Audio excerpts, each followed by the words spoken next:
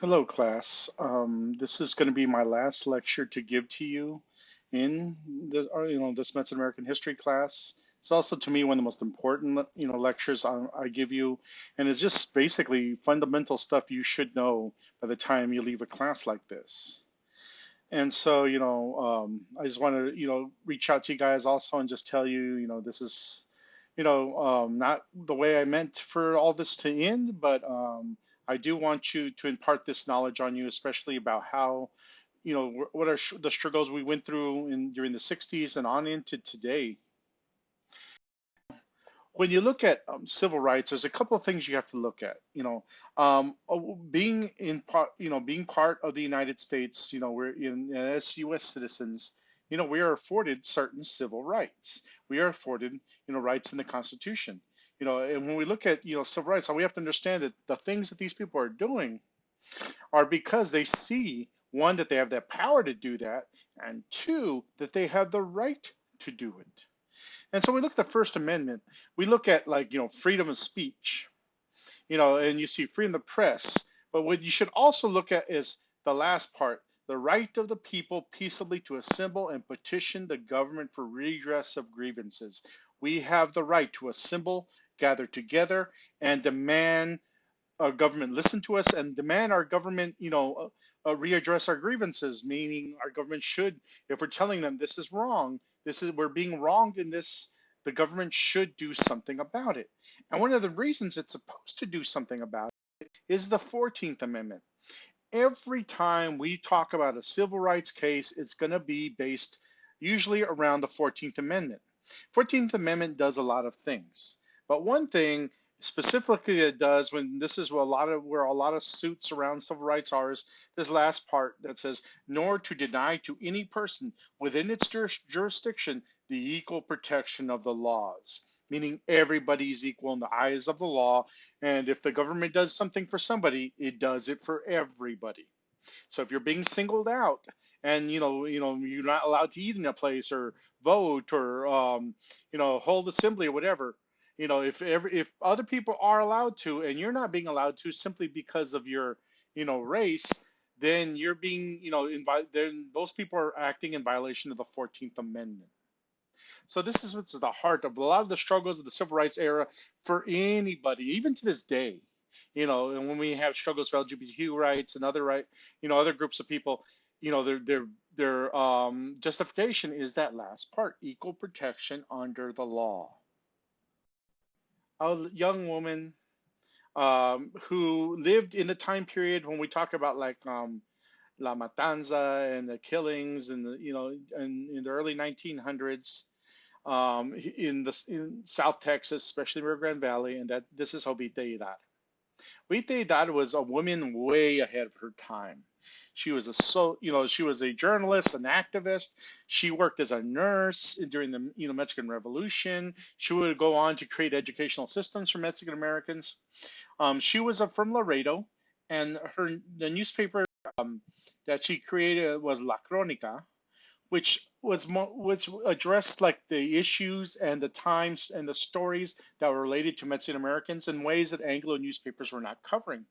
And a lot of times some of her editorials were very they criticized things, especially what the Rangers were doing to Mexican Americans, the violence they faced. Also, ideas that were floating around during the Mexican Revolution. She championed some of these, and she also was a champion of women's rights and women's suffrage. In fact, she creates one of the first women's political organizations and meetings, the League of Mexican Women, in 1911. And in there she had, it's all female speakers and participants and educators, anyone who had an interest in promoting the rights not just of Mexicans but of Mexican women as well. Way ahead of our time, starting these leagues as Mexican women and pushing for equal rights and pushing for women's suffrage. During the time period of the Mexican Revolution, she also wrote for El Progreso, and, like, once again, it was reporting to the Mexican American community. She also served in La Cruz Blanca as a Red Cross worker in the help assisting in the Mexican Revolution as a nurse. Also wrote staunch criticism of the Rangers and the violence they portrayed, to the fact that they actually came to come and attack and burn down the press she worked at, and she literally put her body between the Rangers and trying to get into the doorway, stopping them from coming. They would later come, at night when no one's around to burn it down, but she stood there defiantly in front of them, unafraid. And toward later on in life, she does get married, and she moves to San Antonio as an active member of the Democratic Party, and starts to form these little free kindergarten classes for Mexican American children so they could get a leg up and help them in their education. They were referred to as las escuelitas. And she worked as an interpreter. She was an editor at a newspaper there, and created more conferences for women and for Mexican Americans. And she finally died in '46, sadly with no children. And this woman was a firebrand. This woman was out there for her community and for women long before you see other people like Dolores Huerta. And she was out there. She an educated, strong woman. Women in our history is Emma Tenayuca, who you read and had some assignments on in this class. And she was started as a teenager, referred to as La Pasionaria, labor activist organizing strikes in San Antonio. I'm going to include a video about her and Ovita as part of this lecture, which you'll see, linked when I post this. And so, what are the conditions? What are they looking at? What are they fighting about? And so let's move. When we're looking at like, what is it like to be a Mexican in the Southwest? Well, part of it is to see signs like this one. We whites only, no Spanish or Mexicans. To go to places where they may not have a sign, but they won't even serve you. As this quote says, you go and sit down in a restaurant that didn't have a sign, and they would come and tell you we don't serve Mexicans, or they just simply wouldn't come. You couldn't go to barber shops, you couldn't go to theaters. So in a sense, you had to remain in your community. You look at places like Corpus Christi, the beaches were even segregated, and so this basically you're basically treated as a second class citizen living in segregated areas, not allowed to go different places within your city, let alone other places. Most cities had what we called sundown laws, which basically said if you weren't white and the sun went down, you better be home, because if you're on the streets, they're just going to assume you're a criminal and arrest you. And that and so this is the conditions you lived in as a Mexican American in the Southwest. They and of course people started to push back, and so what you start to see is the growth of small civil rights organizations, different groups, and you'll see all this list here, Primer Congreso Mecanista, Gregorio Cortes, Defense Network, all these groups banding together to try to support the community and try to push for change, try and improve for equality, this first class type of citizenship. Are we not U.S. citizens? And then we start to see a growing chapters of Order of the Sons of America and League of Latin Americans in the 20s. And this is a direct result of the lynchings and stuff in the early 1900s. And eventually, a lot of these groups would get together into become LULAC. First established in Corpus Christi, now it's a national organization with chapters all over the country. And this is one of the first really big organizations to push for economic equality, to push for political equality, and push in general for Mexican Americans and Latinos to be treated like everybody else. Another group at the forefront, especially after World War II, is the American GI Forum, founded by Hector P. Garcia. He actually graduated from Mercedes High School.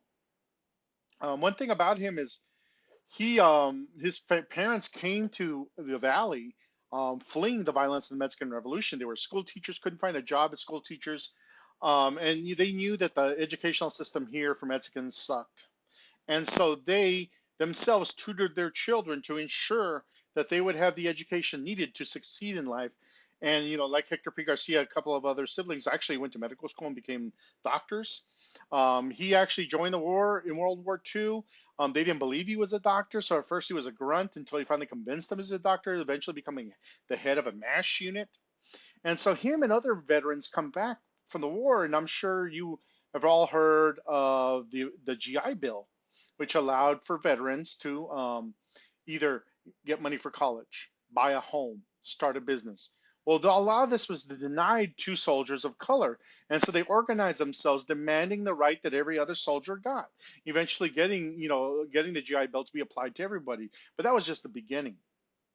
This in a sense they look to promote and protect the civil rights of Mexican Americans. Like, we served our country, our community deserves equal protections. They also pushed, help push for educational equality. Their motto is education is our freedom, and freedom is everybody's business. He was also instrumental in the Longoria affair, if you can recall the video I made you guys watch. And of course, you all recognize Cesar Chavez, co-founder of the Farm Workers Union. Along with Dolores Huerta, organized this union because every time there had been some sort of law passed when it comes to workers' rights, the agricultural sector was always exempted. They never got those rights to organize. They never got any of these pay protections or safety protections. And so, and they were literally, treated like trash. They were literally paid very little. They could care less about their living conditions. I know my father was a migrant worker. He said that the housing given to them were chicken coops. This is how they treated them. A lot of people, you have to pay like a quarter just to get a glass of water in the middle of a hot day. And they really broken up. They didn't, as far as like not being able to organize, because it was actually very difficult to organize farm workers, because you're looking at a group of people that moves a lot, goes to different places. They're never in one place for long, just for the season. Then they go somewhere else, somewhere else. So how do you organize these people? So part of it was, Cesar Chavez and Dolores Huerta had to just become and live with them and move with them and slowly spread the organization out. Their famous motto is "Si se puede." They started off with strikes, going to where they're picking the crops and starting strikes to get the workers to stop. But they were pushed down violently. They were attacked. Some were even killed. And it wasn't making too much of a dent. It wasn't getting too much play in the press to put any pressure on these farmers. So then they came upon the idea of the boycott. And the boycott, much like the Montgomery boycott, bus boycott that Martin Luther King does, what it does is it redirects their power to hurt them economically. So instead of going out into the fields, they didn't go there. They went to the grocery stores.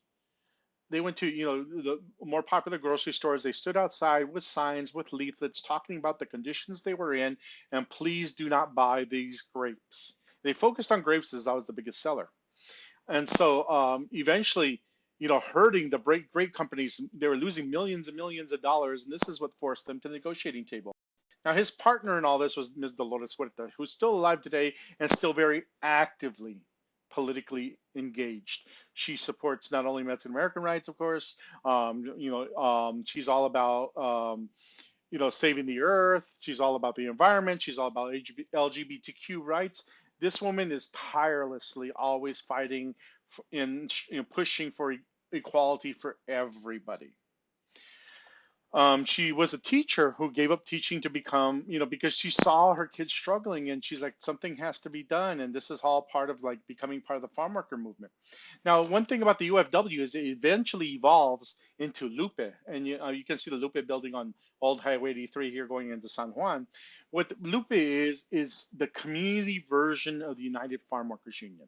The United Farm Workers Union was great; it helped, but it focused exclusively its efforts on farm workers. What they wanted to do was expand these things to the community as a whole, and hence Lupe was born. And like I mentioned earlier, they push for labor protections, just the danger pesticides causing cancer, using nonviolence, of course, boycotts and other strategies. Worked together for years, and in time, when Cesar Chavez finally passes. It's sad that Lois Huerta gets passed up for, president of the Farm Workers Union, but she continues to, like I told you earlier, be active fighting for the civil rights. Here you see a little story of, like, how did they get the flag the famous flag that they fly? And it was all about simplicity, to be honest. If you can read that, and you said, when you look at the flag, you can see how, it's just a simple eagle on a simple, background, so that it was easily um, reprintable. Because you're talking people that don't have huge printing presses or anything, but they wanted some sort of symbol to fly. So in this case, this became the symbol, Nasdaq Eagle, simple background. And so this is basically the flag that is known for the farm workers. Now, that being said, not, we're one of the biggest things that Mexican Americans have been fighting for, including myself, is um, educational rights, educational equality, things that are going to save us as a people. We need to be educated. We need to know our own history. We need to know, be informed as far as, like, our rights, and how we struggle for those rights. And one of the things is, the system knows this, and this is why, for decades they did different things to make education unattractive for minorities. In this case, Mexican Americans. And so what you start to see happen is, even if we do get educated, it's usually in a way to be unattractive to us. It's usually in a hostile environment with hostile teachers, to the point where you just don't want to go there. You just don't want to be there. And so we had huge dropout rates, and this is like, we call push outs. Um, English only, no real advising when you're getting ready. All of you guys are, getting ready to graduate. You've all gone to see your counselors. You've all been, taught how to apply for colleges, what you need to do, scholarships. In the old days, you would never have seen or heard of anything like that. You were completely pushed out and kept out of that. So, that being done to us kept us down. It kept our whole community down. We couldn't, receive, like, this first class citizenship. We couldn't receive access to better jobs and so forth. One of the earliest anti-segregationist court cases when it comes to Mexican Americans is Romo versus Laird in 1925. Was a case to desegregate the schools in and in Tempe, Arizona, and it was actually successful, but just it was a small case in one area. Then the bigger one was Mendez versus Westminster, and it was a case of Sylvia Mendez's parents wanted her to attend the nicer school, which they actually lived closer to. But she was relegated to the Mexican school, which was this one-room shack, and it bordered a farmer's, a rancher's land, and he had put an electric fence right behind the school.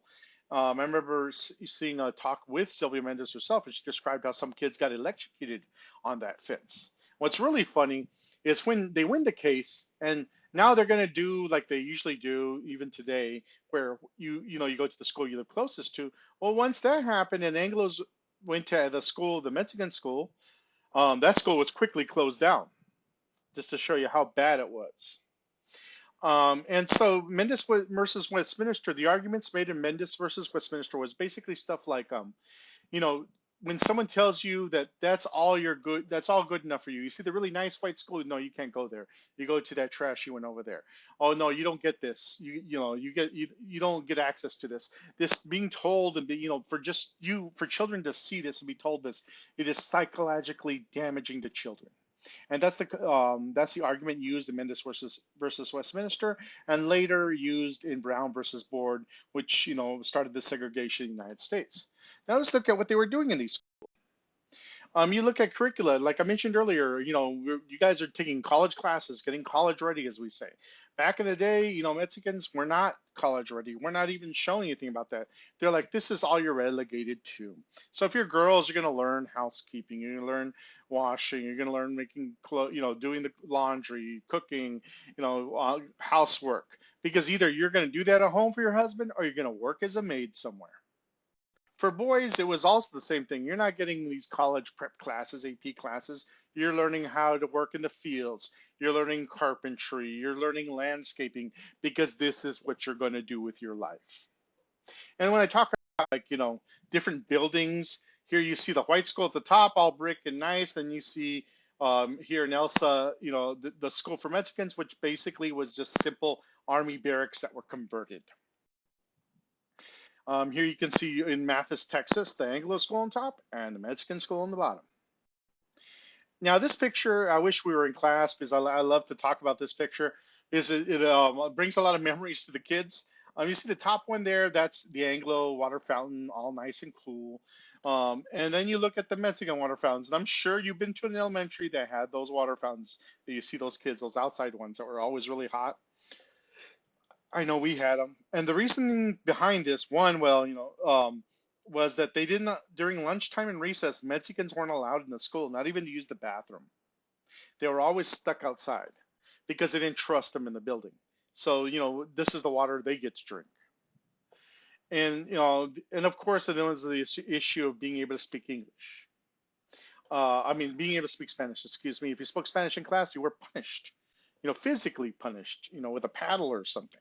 So these are the conditions in the schools. And as young people became more and more aware, especially the civil rights movement, and just kind of educating themselves, they started to organize themselves because they knew these things weren't right. And so you have one of the biggest walkouts is in Los Angeles. The Los Angeles school walkouts in 68, 12,000 students walked out of their schools in protest of the conditions in these schools. They became known, a lot of them, were rounded up, they were arrested, and they focused on 13, which they called the ringleaders. They were later, referred to as the Los Angeles 13, each of them facing 66 years in prison. And so, a famous Chicano lawyer stands up for them. And his name is Oscar Zeta Acosta, a little crazy, a little, flamboyant. And he stands up for these kids, protects them, and he gets them off. They're all found not guilty. But these weren't the only walkouts because these conditions were everywhere in the West. You had the Crystal City walkouts, in which they argued for a lot of stuff that they saw inside their school as being wrong. One thing that you'll see there in one of those bullets, which I always found interesting, is the creation of a Mexican American Studies class. This is 69. We barely got it a few years ago. It's the class you sat in. This is how long the struggle has been. And this is why, I believe everyone should take this class. It was a long time coming. And in a sense, to me, only positives can come out of it. And it's just so sad that the struggle has been this long. They also had issues that were kind of similar to what we had in Donna, and I'll get into that in a second. But basically, they wanted changes to allow for like Mexican American participation as cheerleaders, homecoming queens. They had a sweetheart for the baseball team. They had a dual one for Mexicans, one for white. Why can't it just be, we're all together as one? They wanted the ability to speak Spanish in the halls and with each other. And they wanted to get rid of racist teachers, and they wanted, elections, fair elections for everybody. In Donna, though it was when we look at what was going on in Donna, for the longest time, the Indian sweetheart was actually appointed by teachers. She wasn't even elected. There's also a case in McAllen when a group of cheerleaders, Mexican American cheerleaders, sued in McAllen, so Mexican Americans could be on the cheerleading team. Well, they won that case. So what did the school do? There was no cheerleading the next year. So those kids that fought for it would just graduate out and never get to be cheerleaders. The Civil Rights Commission was created, and they sat down and they helped negotiate the end of some of these walkouts. Another real famous walkout, in which I will link a video also to this, is the Ed Couch Elsa walkouts. Made national news as well, and they protested for the exact same thing. They were arrested, they were taken to court, and eventually acquitted. And the judge said because the school was in violation of their 14th and First Amendment rights. Now, speaking of going and stuff, One group that gets formed is the Mexican American Legal Defense and Education Fund, founded in San Antonio, Texas. These guys are at the forefront of the civil rights struggle to this day. I know when we were arguing for Mexican American Studies in the high school, they were our lawyers. They also have, scholarship opportunities. They also have internship opportunities. One of the biggest fights they had was Edgewood versus in '84, and they were, showing the disparity between the way school funding happens in Texas, which is basically off of property taxes. So if you lived in a rich place, you got better facilities than places that lived in a poor neighborhood. So basically, it was once again, you had this de facto segregation, and you had these schools that only did well for certain groups of people, and for the poorer communities, they really didn't get much of anything. So this forced the state of Texas to go, to a more fair and equal funding system for the schools. And so in the final verdict, when it comes down to, how the judges ruled in this, they ruled in favor of the argument that, this system's unfair. It's not fair, under the 14th Amendment. And so what they started to do is find a way to refund the schools to make it more equal. Now, does this happen, perfect? No, you can still see the struggles that we have.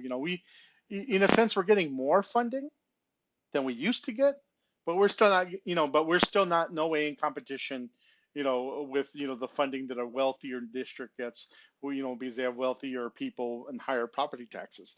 All they did was increase the funding, which does help, but, it certainly doesn't put us on par with some of the richer districts. Now let's look at, this idea, the word Chicano and the Chicano civil rights movement. Um, a lot of people you see the word Chicano as something bad.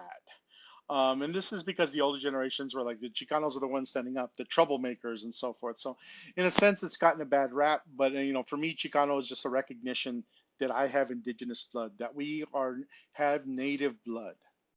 And so one of the ideas and concepts that explodes in the 60s in the Mexican American Chicano movement is the idea of Atzlan. And it's a myth. It's just a way of, like, uniting the people. But basically, the myth of Atzlan goes that somewhere in the Southwest, probably around New Mexico, was the seed of all the Mesoamerican cultures. Like, the people lived there, then spread those cultures down into the Aztecs and further down south. So basically, the concept and the argument was being made that we were the first peoples here, and to reclaim the Southwest as part of Aztlan, part of, our land. And so this is where you hear this sense of nationalism for Aztlan, this, myth of this place that we all came from. And there are a lot of people embrace this more indigenous community, this reconnection to our indigenous roots. Because for too long we were emphasizing our Spanish roots, and we speaking Spanish, and everything's pretty much promotion of Spanish culture, which is in a sense European culture. And so this, the 60s, we have this whole spark and this movement to re-recognize who we truly are, which is a mixture of peoples. And one of those peoples is the original people of this land. So you start to see Chicano nationalism. You start to see political parties like La Raza Unida.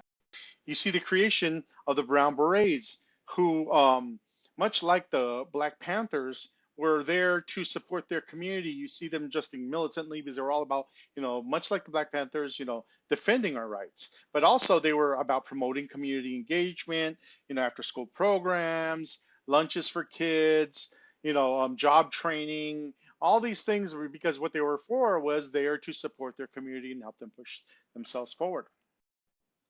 You also have the famous activist, poet, Reyes Lopez Tijerina, who also promotes this vision of, this reclaiming the Chicano homeland, a reinvention of, like, understanding who the land really belongs to. Actually leads an armed rebellion at one point to retake New Mexico. You also have Rodolfo Corky Gonzalez, an ex-boxer turned social activist. He's organized the National Chicano Youth Conference in '69 in Denver. one of the principal organizers of La Raza Unida. He starts in a school for Chicanos, for kids, part of the concept of Aztlan. The National Chicano Youth Conference was really big in '69. It was came up with this 15-point solution to how to address our problems, especially in education and politically. And you have a poet like Alurista who went around, writing his poetry, speaking his poetry, but speaking about this idea of this link to this indigenous past of who we are. Once again, this mythical homeland, this like, concept of Chicano, this concept of this is the land we are from. This, we should have, that should be recognized. That we shouldn't be looked at as immigrants. We should be looking as the original people from this land. But too often, when you look at Mexican American rights or Latino rights, it's always in the frame of immigration, which is really sad because we aren't immigrants. And I know I've said that in class before. We aren't immigrants. And so, but every time we're talking about somehow immigration gets linked to us because they're trying to show us that we're foreigners, as they say, foreigners in our own homeland. Um, I know one of the videos I'm going to provide is about the Chicano moratorium, but just a little bit about it. It was the biggest anti-war movement in the Mexican American community. 50,000 people protested in LA. It started off as a nonviolent march. The cops eventually went to break it up violently. This led to a huge riot. It led to a lot of cops coming in, people being injured, and one of the persons who